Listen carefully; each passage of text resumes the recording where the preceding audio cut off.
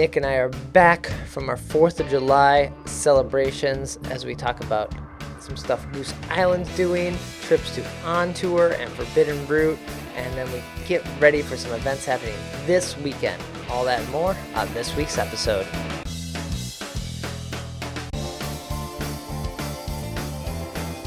Yeah, because, you get a cork knocked out, boop, it just flies like fucking 10 feet. We're like, yeah, let's do it. The legend, Mr. Pete Crowley. I love Pete Crowley, man. How's that beer? It's what you think it is. It'll be like the stuff you hear. Every time you go to Floyd's, all the music sounds like this. Raw, raw, raw.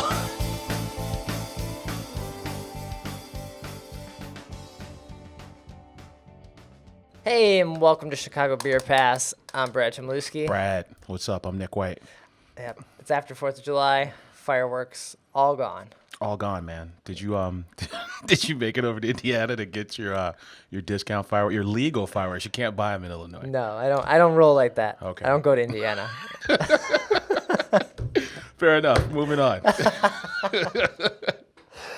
So what we do here on Chicago Beer Pass is we drink beer, we talk about drinking beer, and then we talk more about drinking beer, future drinks, and then beer news. These are facts, Brad. Yeah. Facts only.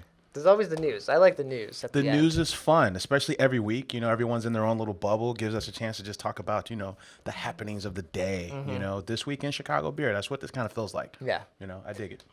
And this week we are drinking a juicy IPA here. It's even got juice in the name. Man, juicy, juicy, juicy, man. This is the Son of Juice IPA from Maplewood in Logan Square. Yeah. Hey, it looks like they're brewing this out of Grand Central, which is, the one by Goose Clybourne, Westtown area. Okay. Where they're just a contract brewer, those guys. Okay, right. Yeah, these are the tall boy. I didn't know that Tall boy space 4-packs. was open yet. Can you go into that space? Man, Beguile, they're brewing there. I think the War Pigs guys have a contract with them now. Okay. I think they're rolling. I mean, we should probably go see what's up. Pop in and see what's up, yeah. Yeah.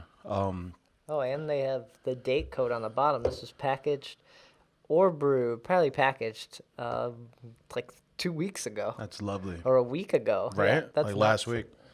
week. That's some fresh IPA action. And none of that Julian bullshit where it's like, it's a date code, but it's like 20 consecutive digits and you have no idea how to read it. Right, yeah. This just tells you the date. I just picked up some Stone Hammer IPA. Okay. And on their box, they kind of are advocating, hey, you check the dates on milk and eggs when you buy them. Why shouldn't you do that on your beer? Yeah. So that's cool that they're doing that because I feel like Stone's beers suffer greatly when not fresh. like a steep cliff. Yeah, it's bad. When you have a fresh one, you're like, oh my God, this is great. When you have an unfresh Stone beer, you're like, why did I buy Stone? Yeah. But yeah, this is the one I was drinking from Stone was like a month old. So this is, I guess, makes sense. This is brewed like 2 miles from where we are right now. Yeah. But yeah, the juicy IPA is like all the rage right now. It is in vogue for sure. I know I went to a launch party for Maplewood at the flagship Benny's across from Goose Clybourne for Husky Pants, which I could be wrong, but I think it's like an imperial version of this beer. Oh, nice. Okay. Yeah.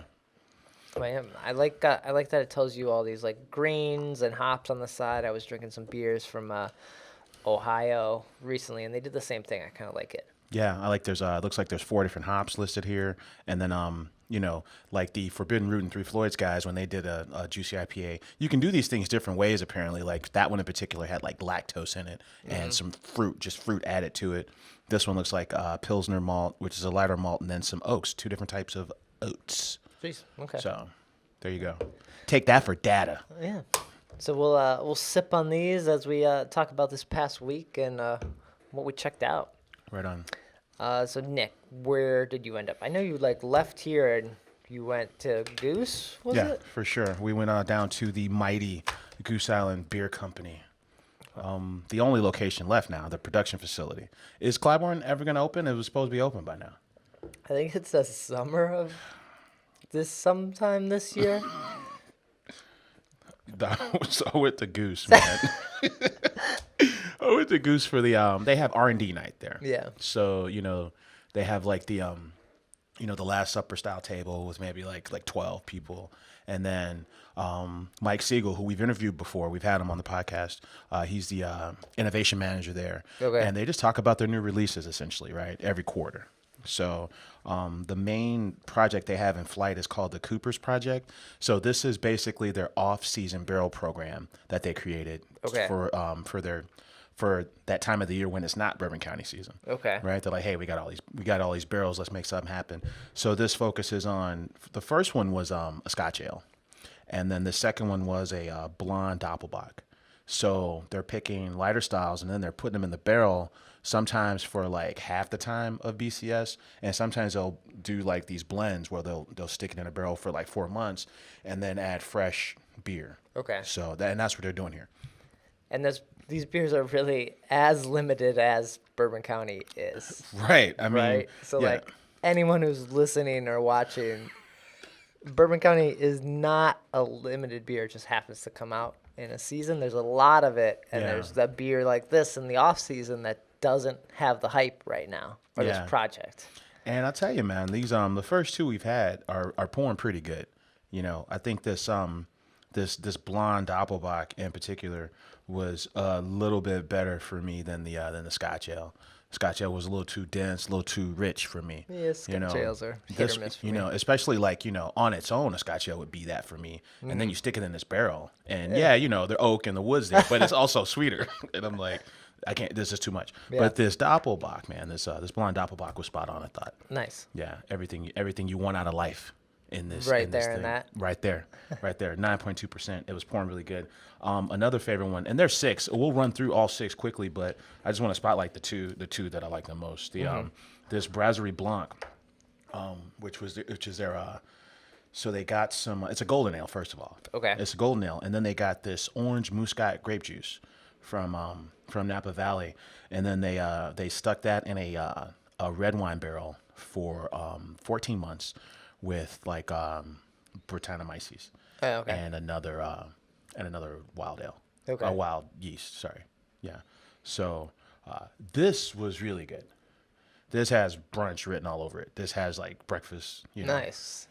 Sunset. What's it called again? It's called Brasserie Blanc. Brasserie Blanc. Yeah. So they added oats, wheat, and sugar. Really light body, lots of flavor. Cool. Yeah. Oh, but then what they're also doing in addition to those two is they have a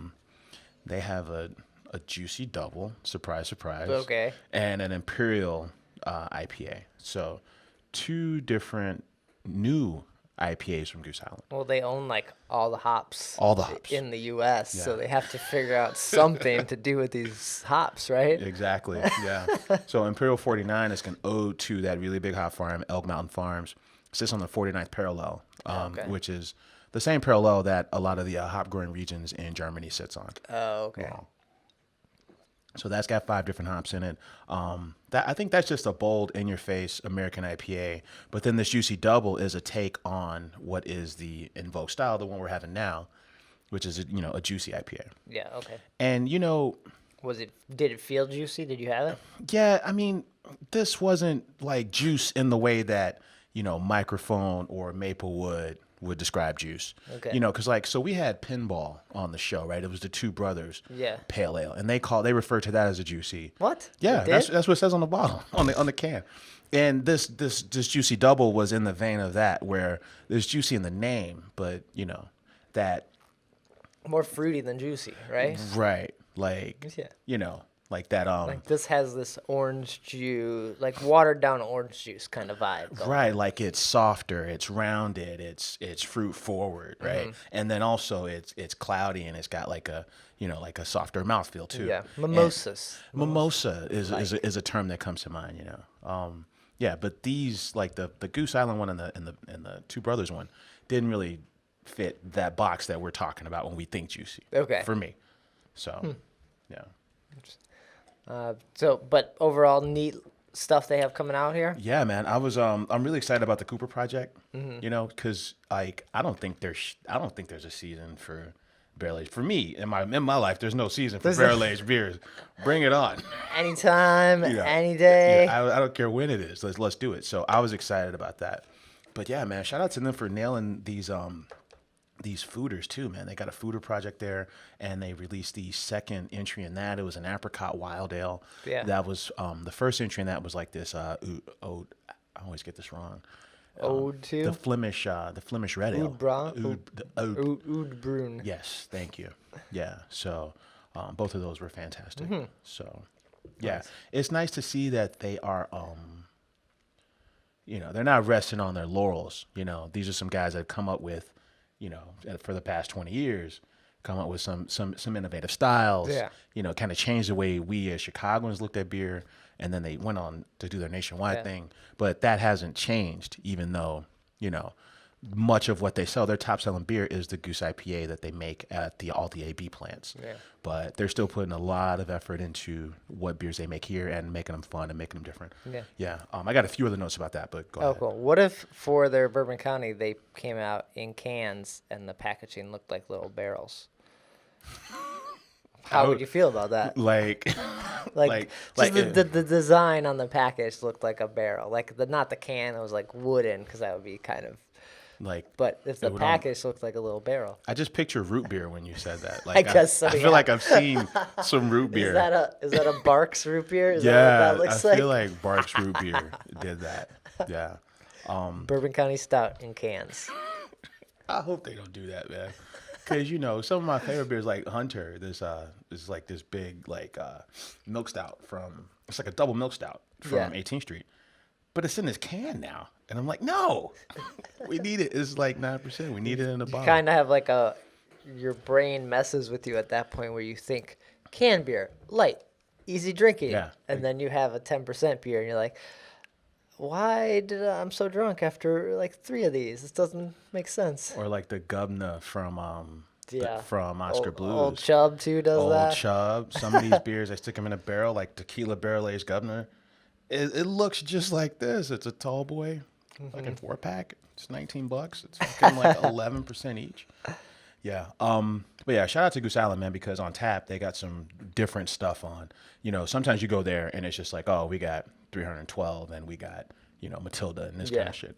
But they have an Adam beer on, which is it's a barrel aged strong German ale that's blended with a Goes.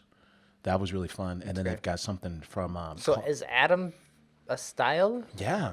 Oh, because Two Brothers has that Adam Smasher, which Yeah. is their pumpkin beer. Yeah. So I didn't realize Adam. Well, Adam, you're thinking Adam like the particle. Yeah. Adam like the name, like the male name, like Okay. Adam. Hair of the Dog also has a beer called Adam. Like ADAM, right? Yeah. Yeah. This Adam beer is apparently a style. It's when you take a barrel aged strong ale and blend it with a Goes. That's not Adam from Hair of the Dog. No. But interesting. Okay. And then there's Freigeist. They did a collab with a brewery called Freigeist in Germany. So their beer is called Goosegeist. Some fun stuff happening at the. That's a good name. I like it. Freigeist. I feel like it's just like Fry Guys. Yeah. That's a restaurant you hit up. After too many beers, let's go to Fry Guys, right? Right. Goosegeist. That's cool. So yeah, man. So it was good to get over there. It's been a while for me. So Nice. Awesome. Let's see. What did I make it to? I made it to On Tour. Right on. On Saturday, I saw them. They sent Instagram. They tagged us in this, actually, on Instagram. Our Instagram is hopping, man. Yeah. I'd advise everyone to go check out our gram. And they're like, oh, it's $5 crawler fills. Nice. And I had a party I was going to that night, and I didn't have any beer yet to take, so I was going to go pick some up. I was like, well, let's go to On Tour and hit up this $5 crawler thing. That's an amazing deal. It's a win. So I stopped in there. I had 3 little taster, 4-ounce tasters, and then picked up a couple crawlers to go. I don't know if they do the crawlers every Saturday or if this was a special 4th of July thing, but it wasn't all their beers. It was limited ones, but yeah, it was kind of a sweet deal. They already had them pre-filled too, so they were just here you go. It was almost like just having a can. Here you go for it. I like the Crowler over the Howler. Same size, but the glass versus the can. The can is the way to go. Yeah. So I picked up the Pilsner, and I want to say their Session IPA or Session Pale, something like that. Yeah. And it was busy in there. Someone was having a birthday party.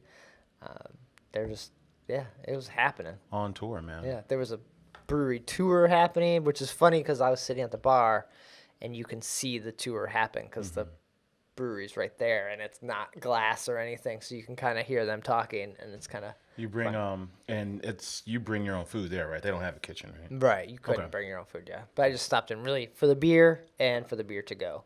So That's a good call, dude. Busting at the seams with breweries, man. I know, yeah. It's weird, man. Because other towns are not going through this. You just assume like it's a thing. We have a new brewery open in Chicago almost like weekly. Yeah, I mean, like you go to like L.A. or New York City, Houston. I mean, I'm sure they're opening, but not at the rate. Boise. Yeah. Shout out to Boise, Idaho. Hello. Yeah, nobody's opening breweries like we are. It's bizarre. And then also in that area, what was it on Monday? I made it over to Forbidden Root again. Right on. Mainly for lunch because that burger is pretty good. Even though I like, it's got the white cheddar, the fucking jardiniere. Oh, yeah, forget about it. the price is it. But on Mondays, you get a beer, a bourbon shot, and a burger for $15. It's a $15 holler. Yeah. I don't know where that came So from. that's worth it. That's way worth it. And I had a beer called Snooze Juice. So Okay. very similar to this. Yeah. A great New England. They had pale ale on it, but it's felt more like a New England style IPA. Yeah. Like it was very juicy and sweet, and yeah, it was really nice. Like probably my favorite beer I've had from Forbidden Root. Right on. Yeah, because they do their root beer is a root beer in name, but it's really it's a beer with like roots and botanicals in it. It almost has like a lot of like, it's like forward with like medicinal qualities and like oak and bark, more so than traditional root beer. So now that they've gotten their beers working out, they're better now, and their food is good. Brad Chmielewski, They holds no punches. They got to work on their service. It took us an hour and a half to get lunch at the bar. Really? They were so slow at this place. I don't even understand what you're doing. Did they hit you with like a little appetizer, maybe like some gourmet popcorn? Because they did that at the opening party. Well, like we ordered an appetizer. That came out quick. But then our burger and Maeve got like a salad hour and a half later. And we're getting this. It's like for lunch. It's like, I don't know. How was it sitting there for a long time? Am I going to get sick if I eat this now? Get your life together. Bring me my Come on. burger. Yeah. Oh, God. And it's like, it's lunch, so I can only have so many beers here. Don't make me yell at you. Yeah. There's only so many beers I also like on your menu, so... And it's also lunch. This is a problem, yeah. Right. I hear you, man. I hear you. But that Snooze Juice was great. Yeah. I think, yeah, one of the better New England-style IPAs things I've had in a while. Groovy. Yeah. Very cool, man. I think that was all I made it to. I think I posted photos of both those places on the Instagram. I know I mentioned that already. Right on. And then, Chicago Beer Pass Instagram. It's good stuff. yeah, we gotta get some more up there. Yeah. Keep them going. So I was on a rooftop this week. Yeah. It's the newest rooftop in the Magnificent Mile area. Streeterville, I think is the title of that neighborhood. Okay. Oh, but anyway, it's Noyan is the name of the place. It's a sushi spot at the top of a hotel, right? And it's sushi, sake, and barbecue. Okay. That's their tagline. But they have 10 beers on tap. And you'll be excited about this. Of the 10 beers, most of the list was like this, like Japanese and like Asian inspired stuff and some Hitachino stuff.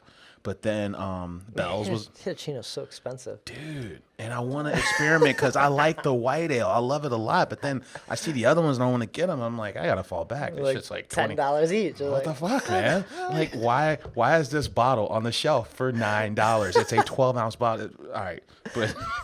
But Bell's and Alarmist were holding their own on this list. It's a 10 draft list.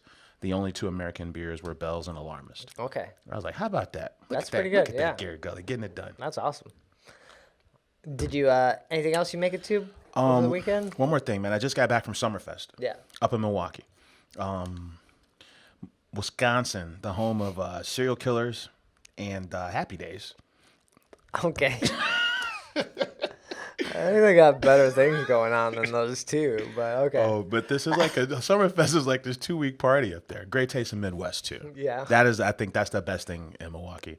I think that's the best. It's not That's even not in in Milwaukee. Milwaukee. The best thing in Wisconsin. That's the best thing in Wisconsin. What's better than What's better than the great taste in the Midwest in I don't know. Wisconsin? They have I mean, they'll probably Packers fans will tell you that they have New Glarus. There's a lot of good cheese. there is a lot of good cheese. I'm ranking those things Below- second and third below great taste in the Midwest. But so you go to the Summerfest. It's in Milwaukee, right? It's only Good thing this is a Chicago podcast. 'Cause all right. It's like 90 minutes away, right? It's super quick. You can get up. Chicago's nicest suburb is how we tease Milwaukee Yeah. folks, right? 2 week party, 13 stages, right? It's somewhere between like Lollapalooza and like the State Fair, right? There's all kinds of like, like rides and like, it's really? like Okay. amusement park shit there. But then it's also like a full on like 2 week concert, right? And this is our 50th anniversary. Oh, so anyway, I just wanted to shout out a few breweries, man. Water Street Brewery is on site there. Okay. And so is Lakefront. Oh, no. Yeah. Lakefront did something every day at 4. Their special reserve stuff. Brandy barrel aged cherry lager Oh, wow. was on tap there. Yeah. But dude, so it's the kind of town that shuts down. Well, first of all, it's 4th of July, so they're shut down. Period. Okay. But then, like even the day before and the day after, they everything closes at 9, right? So it was kind of weird. Oh, but I hit up this bar. And they were telling me about Like Minds. This bar had 2 Metropolitan beers on tap, which was cool, out of like 12. But anyway, they were telling me about Like Minds Brewery. Yeah. Which is I don't know, is it in Chicago still, or they were in Chicago because they recently sold their brewery to Finch. Right. They opened up a new brewery almost a block away from Goose Island. Right. And then Finch was, hey, we like that. Give it to us. We like that. Here's a bag full of money. Oh, and it was the Goose Island. It was a Goose Island barrel warehouse. Yeah. before, yeah. And we would joke. I would joke with Calvin from Spiteful, like, man, they need to.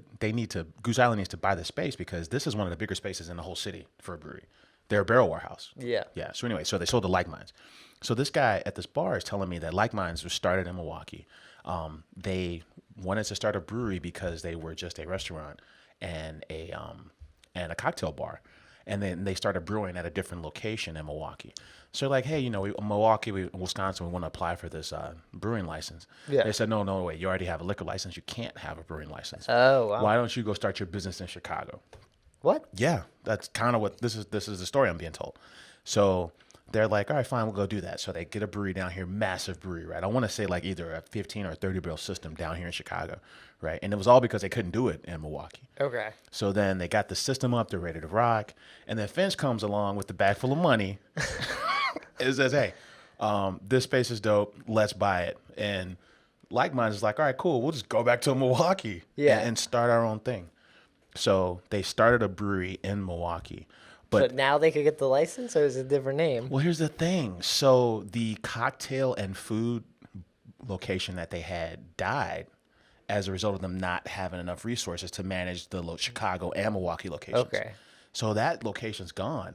And now all they have in Milwaukee is a tap room. Isn't that fucked up? Oh, my God. I'm like, this is the worst story ever. But I didn't know any of that about Like Minds. So Finch gave him a bunch of money to leave town. Basically. And then Like Minds is like, hey, we'll just go back home. It's only 90 minutes away. I haven't had much of Like Mine, if any. I don't even know. Yeah. I guess some. I just know the name. Yeah, the town was And I get confused with Pig Mines. Yeah, Pig Minds, Like Minds. And Pig Minds is the vegan brew pub in Rockford. Okay. And Like Minds is, yeah. But yeah, it's easy to, if you haven't had either one, it's easy to get confused. But yeah, so I learned about Like Minds. Okay. So that was it, man. All right. Yeah, Milwaukee Summerfest was good, though. Okay. Well, cool. Sounds like we both had a pretty solid 4th of July. Coming up this week, though, there is like nothing happening that we came across. It's weird. I hate to call it the dog days of summer because summer just started. Like, Yeah. Friday is a Friday night flights. right on. That's happening. It's $15 if you buy it ahead of time. It's $20 if you buy at the door. The location this week is over by the ArcLight Theater, ArcLight Malls, by the Apple Store, Clybourne, North Avenue area. So we're talking Old Town-ish, right? Is that Old Town? That's got to be Old Town, right? It's North Ave and Halsted? Yeah, maybe before Old Town starts. Yeah, something close to there. Yeah, over by Cabrini or where Cabrini was. Where Cabrini was, yeah. I thought that was, yeah. Is that for Old Town? But so that you can check that out. You get 10 3-ounce samples for the price, and this is continuing of their summer Friday night flights that the mayor is doing. Yeah, Choose Chicago and the Illinois Craft Brewers Guild. Which I have not seen another podcast from him since. No, it was just the one. I don't know. I haven't seen it. Okay. I don't know. I don't know. I just haven't. It hasn't crossed my path either. I haven't gone out of my way to look for it, but I haven't seen that. So it was the Haymarket one was the first one. Now the mayor's like asking the Haymarket crew questions like that. Okay. Yeah. Right on. They should have just hired us to do the podcast, and then it would happen every week. Yeah, and you can do, mayor stuff. Mayor stuff. You should be mayoring. Why aren't you marrying, Anything? What else you got? Anything else? I got nothing, man. What? Yeah, it's bizarre. It's a bizarre little gap in the in our flow of events in the schedule. Well, that's fine. I know we have a little bit of beer news to talk about. One of those things being AB's response to the independent beer. Yeah, so on last week's episode, we talked about the new logo for the Brewers Association and how they're trying to, start this independent beer conversation. Yeah. And then, one of the largest corporations in American history, AB InBev, decides to roll out. Well, they call it 6 viewpoints from the high end, and the high end is the branding for all the breweries they've acquired. Right. Yeah. Goose Island was not involved in this, which was interesting to me, right? But who's the voice of Goose Island, right? Right. Oh, yeah, that too. Greg and Brett are gone. Yeah, because Brett Porter is now Brett Porter, who was the brewmaster, kind of graduated to this status of it's Godfather status, where he just kind of all the other brewers report to him, kind of. Yeah, I don't even know if is he there still? No, he's directly with the high end, and all the other brewmasters consult him. So he can't speak on that. So he can't speak for Goose. But anyway, Goose wasn't involved in this little, basically childish. It's a little disheartening because you could tell in the video that they were all given this this framework from which to speak, right? And it was about an us versus them mentality. And it was weird because the AB InBev brewers, we're talking Wicked Weed and Elysian and, Breckenridge and all these others. 10 Barrel. They were all speaking from a space that, hey, we shouldn't be separating independent breweries from those that got bought, right? Yeah, right. That's what they're trying to say. And they're saying... And that we're being attacked from spirits and cider or whatever. Yeah. Yeah.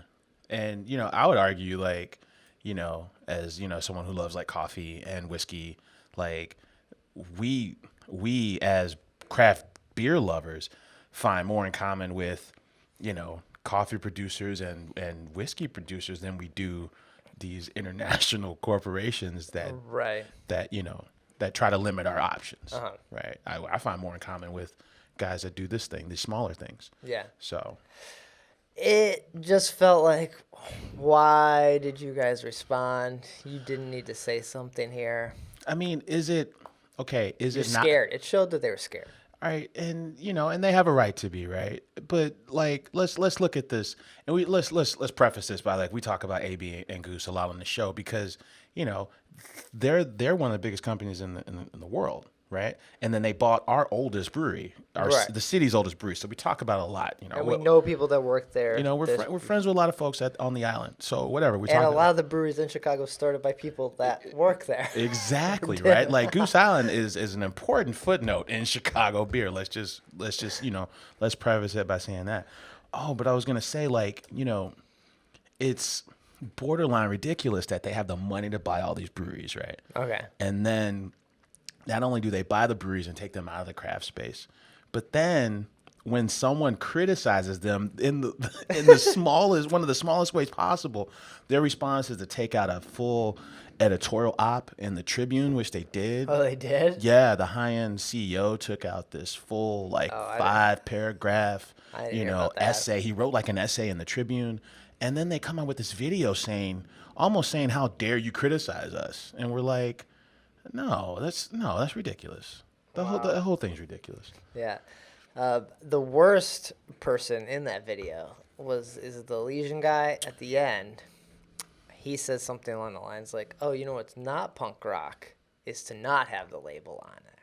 This dude is decked out in logos. He is wearing a Country Malt hat. Yeah. He has a Adidas jacket on with some other logo, and then he's got a Legion shirt. I think it's like, what are you even talking? Like, how big of a sellout are you in your high-end video? You also are advertising like 3 other brands, dude. Like, come on. I don't know what to say, man. So he was the worst one, and The one guy. But the Wicked Wheat guy was close. It's close second, because he's kind of comparing it to like the Spanish invasion of coming to it, like the Native Americans bracing for Spanish.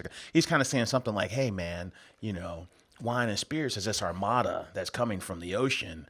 And here we are bickering with coming from the ocean, where California produces more wine than like anyone. I'm like, I don't know. I'm like, this is Donald Trump's America, man. This is what happens, man. This is ridiculous. Yeah. So much wine produced in California. That's crazy. Oh, I think I shared the video on my account, and I think it was a reminder of, hey, these are the beers not to drink. If you're looking to hold ground on this independent beer thing, these are the brands not to have. Don't buy them at all. Yeah. Some of the points that were trying to be made were geared around quality, but most of them were kind of it almost came off as pouting. Yeah. Because the Brewers Association, and rightfully so, it's a trade organization, wants to make a distinction on who owns what we're drinking, who's producing what we're what we're consuming, and there's nothing wrong with that, I don't think. But then these guys who have bought all these breweries to make up for the market share they lost, is kind of playing on sensitivities and saying, "Hey, man, this is wrong." Yeah. Do you think anyone in Chicago is going to put the logo on their beer? I feel like Chicago brewers on a whole almost stand on their own. They're almost like I don't even care. And also Chicago beer drinkers on a whole is I don't care about what you're doing and what you're trying to push on me. I like all the options. Some of us will support these independent brewers and these craft brewers, but at the time we're also like, hey, I'm going to the baseball game or the football, or I'm going to see the Bears. I'm gonna drink Miller Lite because I know it's there. It's the cheapest option, so I'm just gonna. I feel like Chicago stands on its own here, and they're just gonna be like, no. Yeah, it's all really petty. And to your point, I don't think people are influenced either by the high end video or by the Brewers Association logo. I think people in this town drink what they drink, and it doesn't matter what those two, they're in this are at the playground fighting each other. Yeah. I don't think it matters what they're all saying. Really. And it's funny that Goose is here, and a lot of stuff with the high end maybe revolves around Goose happening because they have the biggest barrel warehouse. But you can't see any of those other beers. They're not coming into this market. No. They can't. They would never. They cannot compete. Yeah, I would say that even with those brands being acquired by AB, you might have a super cool launch week. Yeah. But I don't think any of those brands would sustain in Chicago. Yeah. That's, I think, the biggest story of the last week. Anything else happen news related? No. Yeah, one more thing. Draft Magazine. They put out a story called the 50 Best American IPAs. Okay. Right. 386 entries into this thing. Shout out to Sketchbook. Out of 386, they were number 19 with Insufficient Clearance. Woo! Was their IPA. That's awesome. Let's go through the top 3 real quick. Number 3, brew from Sacramento, California called Fieldwork. I've heard of Fieldwork. Yeah. Virtual Planetoid. Beer number 2, Offshoots, Fashionably Late. So Offshoot is the clean beer side project of the brewery. Oh, okay. Yeah, yeah. Makes sense. And number 1 is a crew from Brooklyn called Interborough. They had a beer with Run the Jewels called Stay Gold. Nice. Yeah. Okay. So that was your top 3. And then speaking of lists, we put up a new list on Chicago Beer Pass. Top 10 Chicagoland's beach beers and cans. Nice. So you should check that out. We got things like Beguile's Blonde on there. We got Tuna. Yeah, tuna's nice. Tuna's good. We got Beta Brow's Lawn Mow Lager. I'm now forgetting, as I put this list together, I'm forgetting what's all there. But yeah, there's 10 of them. Great canned beers to head to the beach with here. That's a good list, man, because, on the Half Acre side, you could go Navajo, which is like 11%, and it's amazing. But on the beach, yeah, you need something light. You go tuna, the extra pale ale. That's where you want to be. Mm-hmm. Then we got, Sun Crusher from Rev. We got Sun Standard from Blue Island. So there's a lot of good ones you should check out if you're looking to grab a can and head to the beach. Right on. So that's going to do it for this week's episode of Chicago Beer Pass. Not many events, but we filled our time this week. Nick, where can people find you, get in touch when we're not here? Right on. I'm on Twitter at Nicosio. And I'm on Twitter at BRAD. Chicago Beer Pass is on Twitter at Chicago Beer Pass. We mentioned the Instagram multiple times here. Follow us up there. Facebook page /Chicago Beer Pass. And the website chicagobeerpass.com. All the episodes get posted there. Links to iTunes, Stitcher, the YouTube version. We've been periscoping, streaming these too, so check that out. Yeah, you can watch and listen to this many a ways. Yeah. And we'll be back next week with another episode. Take care. Cheers.